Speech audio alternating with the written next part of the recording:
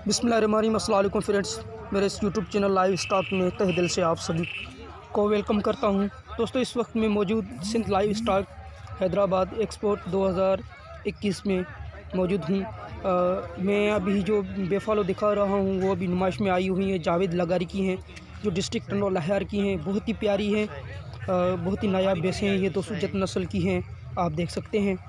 आज मुझे दूसरा दिन हुआ है वहाँ पे आते हुए। मैं आप लोगों को दिखा रहा हूँ क्योंकि मैं फ़र्स्ट दिन भी नहीं गया था, लास्ट दिन अभी गया हूँ। तो उसकी मैं कुछ भैंसों की जो रिज़ल्ट दूसरे दिन अच्छी नहीं लगी तो तीसरे दिन आ गया। तो आप लोगों को दिखा रहा हूँ। ये जावेद भाई की हैं, बहुत ही प्यारी हैं। ये आप ब्रीडर देख सकते हैं, बैठा हुआ है, देख सकते हैं, माशाल्लाह से ज़बरदस्त हैं।